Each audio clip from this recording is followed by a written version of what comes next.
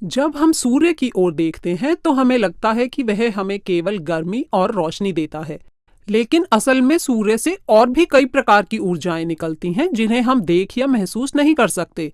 गर्मी और प्रकाश की ही तरह ये ऊर्जाएं भी तरंगों के रूप में होती हैं। इन तरंगों में विद्युत और चुंबकीय दोनों गुण होते हैं। इन्हें विद्युत चुंबकीय तरंगें कहते हैं।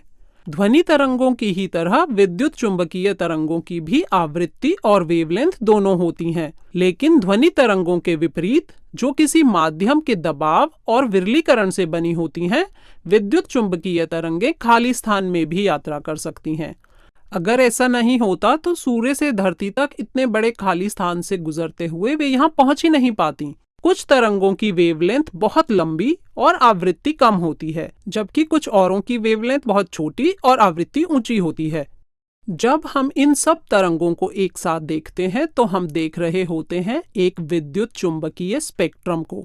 स्पेक्ट्रम के हर भाग के अपने खास गुण होते हैं। स्पेक्ट्रम के एक सिरे पर रेडियो तरंगें होती हैं। इनकी वेवलेंथ एक फुटबॉल से भी छोटी से लेकर पृथ्वी से भी बड़ी तक हो सकती है। रेडियो तरंगें अपने साथ लंबी दूरी तक सिग्नल ले जाती हैं, जिससे हम रेडियो स्टेशनों को सुन सकते हैं या वॉकी टॉकी जैसे यंत्रों पर बात कर सकते हैं। इसके बाद स्पेक्ट्रम में होती हैं छोटी वेवलेंथ और ऊंची आवृत्ति वाली माइक्रो तरंगें। माइक्रो तरंगों में ज्यादा ऊर्जा होती है, इतनी जो खाना पका सके या मोबाइल के लिए सिग्नल उपलब्ध करा सके। माइक्रो तरंगों से छोटी वेवलेंथ और ज्यादा ऊर्जा वाली तरंगें हैं इंफ्रारेड तरंगें, जिन्हें गर्मी की तरह महसूस किया जा सकता है। इंफ्रारेड तरंगों को डॉक्टर खेल की चोटों के इलाज के लिए प्रयोग करते हैं और आप टीवी के रिमोट से चैनल बदलने के लिए। नंगी आंखों से हम स्पेक्ट्रम के इस भाग में किसी भी प्रकार की तरंगों को नहीं देख सकते। तो हम किन तरंगों को देख सकते हैं? केवल इस छोटे से भाग को।